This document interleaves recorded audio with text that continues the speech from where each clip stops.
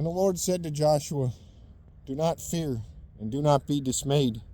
Take all the fighting men with you, and arise. Go up to Ai.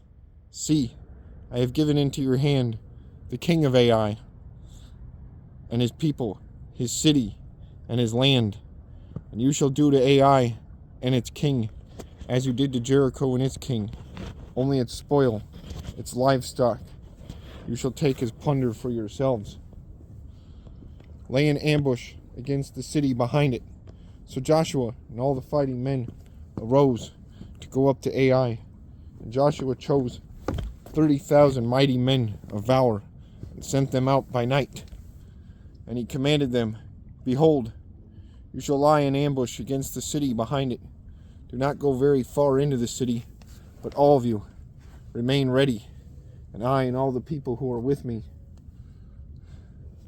will approach the city. And when they come out against us, just as before, we shall flee until we have drawn them away from the city. For they will say, they are fleeing from us, just as before, so we will flee before them.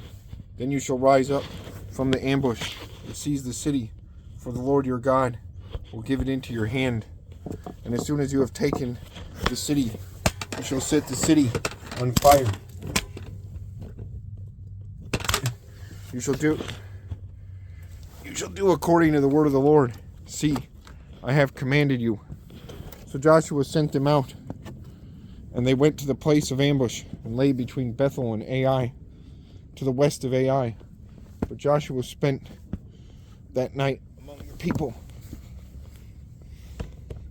So Joshua rose early in the morning and mustered the people and went up, he and the elders of Israel, before the people to Ai. And all the fighting men who were with him went up and drew near before the city and encamped on the north side of Ai, with a ravine between them and Ai. He took about 5,000 men and set them in ambush between Bethel and Ai, to the west of the city. So they stationed the forces. The main encampment was north of the city, and its rear guard west of the city. But Joshua spent that night in the valley, and as soon as the king of Ai saw this, he and all his people, the men of the city,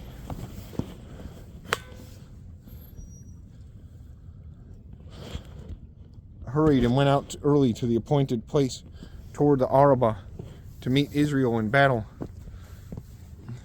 But he did not know that there was an ambush against him behind the city. Joshua and all Israel pretended to be beaten before them and fled in the direction of the wilderness.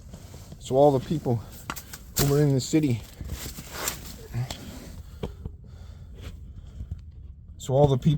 city were called together to pursue them. And as they pursued Joshua, they were drawn away from the city. Not a man was left in Ai or Bethel who did not go after Israel. They left the city open and pursued Israel. Then the Lord said to Joshua, "Stretch out the javelin that is in your hand toward Ai, for I will give it into your hand." And Joshua stretched out the javelin that was in his hand toward the city, and the men in the ambush rose quickly out of their place. And as soon as he had stretched out his hand, they ran and entered the city and captured it. And they hurried to set the city on fire. So when the men of Ai looked back, behold, the smoke of the city went up to heaven, and they had no power to flee this way or that, for the people who fled to the wilderness turned back against the pursuers.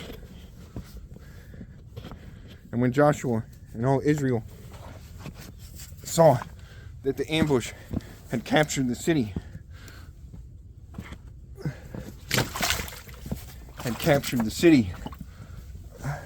against it, and the smoke of the city went up and they turned back and struck down the men of Ai, and the others came out from the city against them. So they were in the midst of Israel, some on this side and some on that side, and Israel struck them down until there was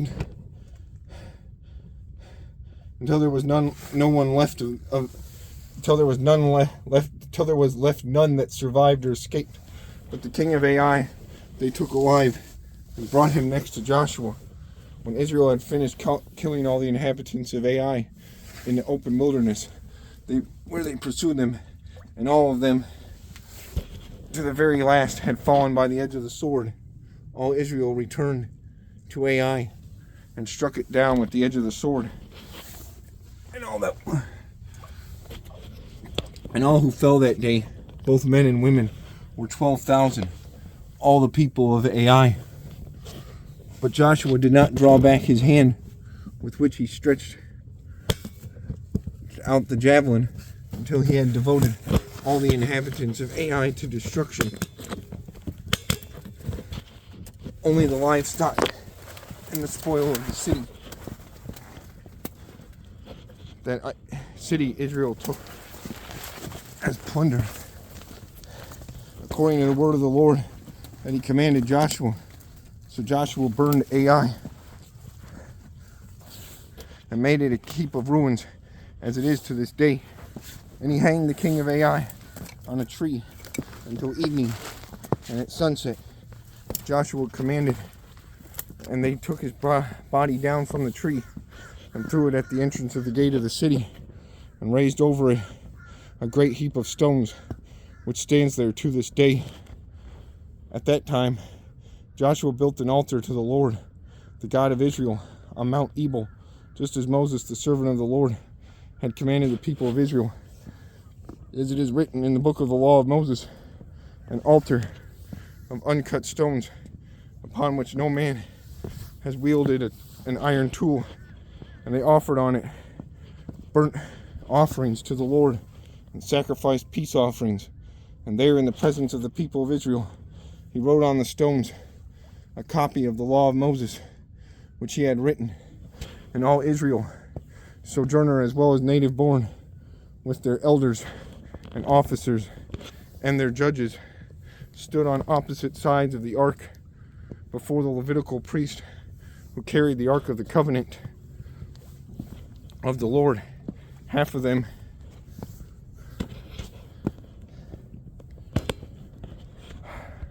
in front of Mount Gerizim, and half of them in front of Mount Ebal, just as Moses, the servant of the Lord, had commanded at the first, to bless the people of Israel. And afterward he read all the words of the law, the blessing and the curse, according to all that is written in the book of the law.